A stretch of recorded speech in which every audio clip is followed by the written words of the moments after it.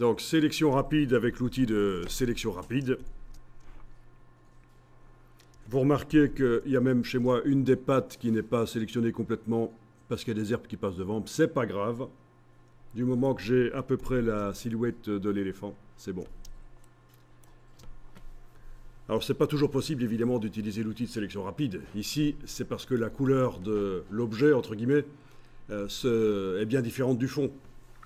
Parfois, il faudra procéder manuellement. On va y revenir un peu plus tard. Alors, vous avez la palette des calques.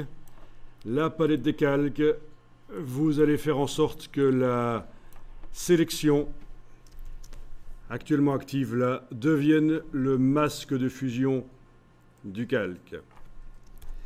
Alors normalement, il faut aller dans le menu calque, masque de fusion et demander de faire apparaître la sélection. Mais sur ces 6, vous n'avez pas directement accès à ça quand vous travaillez sur un arrière-plan.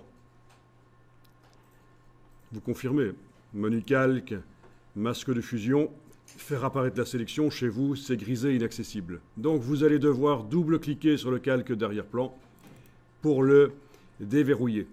Alors au fait, pourquoi est-ce que d'office un calque d'arrière-plan est verrouillé dans Photoshop? Je vous montre. Là, je viens d'annuler la conversion.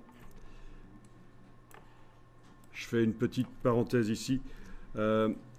C'est d'office verrouillé pour éviter que le calque qui est tout en dessous, les utilisateurs Photoshop puissent modifier son opacité. Parce qu'on obtiendrait quelque chose sur l'écran qui ne serait pas imprimable tel quel, en fait. La transparence qu'on verrait sur l'écran avec Photoshop, on ne peut pas la reproduire sur l'imprimante. C'est bêtement pour ça que le calque est verrouillé au niveau de sa position et transparence. Ok, donc là, vous double-cliquez sur lui. Et dans la boîte qui s'est ouverte là, vous cliquez sur OK.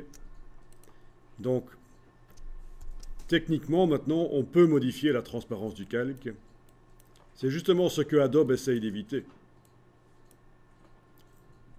Parce qu'il y a des créatifs qui, quand ils verraient ça, ils se diraient « Waouh, voilà, j'ai une image affadie. » Ben non, ça risque de ne pas marcher quand on imprime.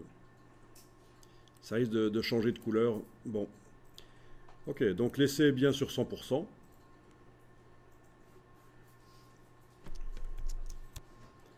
Donc, ce qu'on veut, nous, c'est faire en sorte que la sélection devienne le masque de fusion du calque. Maintenant, ça va être possible sur ces 6 aussi. Vous allez dans le menu calque, masque de fusion, et vous demandez de faire apparaître la sélection. Faire apparaître la sélection. Et voilà.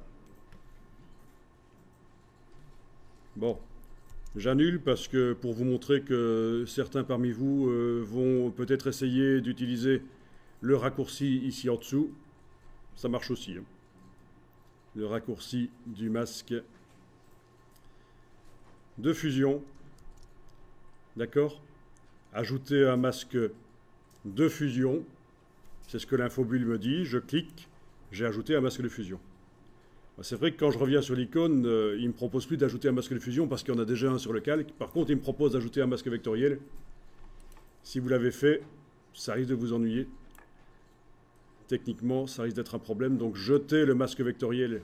Masque vectoriel, on a vu ça hier, avec les phares de la voiture. Voilà. Donc, faites attention à ça. Si vous avez une troisième vignette qui apparaît sur le calque, c'est un masque vectoriel. Et si vous ne gérez pas, ça risque de vous ennuyer. Donc voilà, vous avez l'éléphant qui apparaît sans son décor. On va enregistrer l'image au format Photoshop.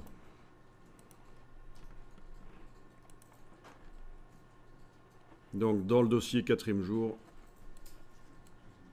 j'en profite pour raccourcir un peu le nom